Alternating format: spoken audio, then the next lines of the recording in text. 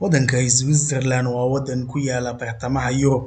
Waa waddan xidhan oo aan lahayn bad iyo weliba kheyraadka kale ee dabiiciga ah sida gaaska iyo shidaalka, mana laha macaadinta kale ee caalamka Ilaahay uu ku manaystay. Sidaas oo tahayna wuxuu ka mid yahay waddamada ugu qanisan ama ugu taajirsan caalamka. Boqolkiiba 99 dadkiisu waa dad hantiilayaal ah.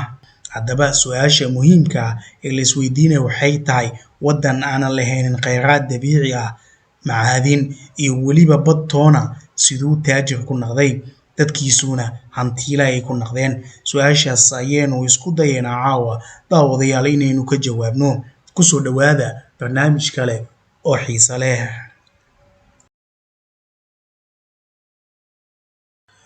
Waddankan Switzerland ayaa isagu ah waddan siyaasad ahaan degan.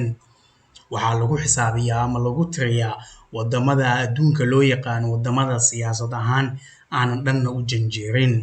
Dadkiisu waa dad ku hadla luqado kala duwan. Waddankani gobollo kala duwan ayaa lagaga hadlaa luqadooyin sida luqadda Jarmalka, Faransiiska iyo weliba Talyaaniga, taasoo dadkiisa ka dhigaysa dad dhowr luqadood ku hadla.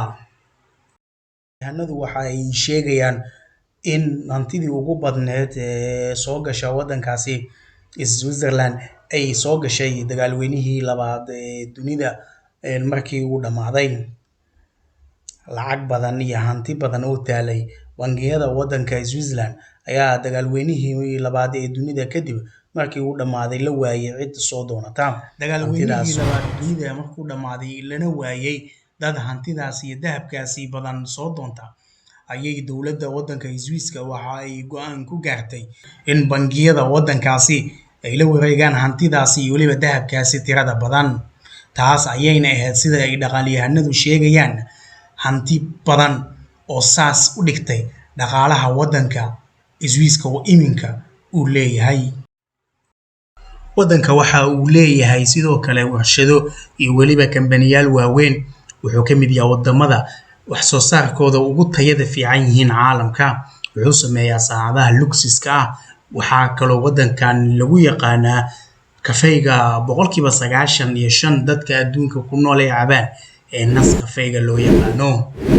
Saacadaha ugu qaalisan adduunka ee uu sameeyo waddankani waxaa ka mid ah Rolex-ka, Swatch-ka, Tissot-ga.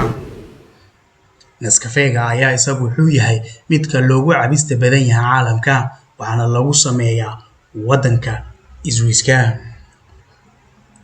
Laakiin dakhliga ugu xooggan ama ugu badan waddankani wuxuu ka soo galaa bangiyada. Swiss banks ayaa iyagu waxay yihiin kuwa loogu jecel yahay caalamka. Madaxda adduunka, dictatorska, nimanka dhiig-yaacabka ah, weliba dambiilayaasha iyo dadka kale ee la dhuumanaya canshuurta iyo kuwa aanan doonaynin in hantidooda la ogaado ayaa iyagu hantidooda iyo lacagaha ay leeyihiin waxa ay dhigtaan bangiyada waddanka Swiss-ka. Nidaamka u degsan bangiyada waddankan ayaa waxay yihiin kuwa ku salaysan qarsoodi, taasoo qofkii wax u yaaliin aysan cidna ogaanaynin walow dowladdiisa ay ahaato. Dadka la dhuumanaya canshuurta ama aanan doonaynin hantidooda cadadkeeda in la ogaado ayaa iyagu waxa ay hantidooda dhigtaan bangiyada waddankani, tiyo cidna aysan ogaanaynin. Canshuurta laga qaado ama adeegga laga qaada ayaa mid aad u hooseeyo marka loo eego waddamada kale ee adduunka. Waddamo kale oo Caribbean-ka ku yaala ayaa iyagu siyaasadan qaatay qarsoodiga ah. Waddamada sida St. Kitts iyo Bermuda ayaa iyagu waxay yihiin kuwa nidaamka Swiss-ka oo kale ku shaqeeya, taasoo bangiyada cid alla ciddii doonta dhiganayso, tiyoona la hubinaynin qofka meeshuu lacagta ka keenay, hantida meeshay ka soo gashay iyo halka uu ka soo tabcay doona. Waddanka Swiss-ka ayaa waddan siyaasad ahaan degan. Waa waddamada ugu taajirsan caalamka. Waa waddan dadkiisu hantiilayaal u badan yihiin, aqoon-yahano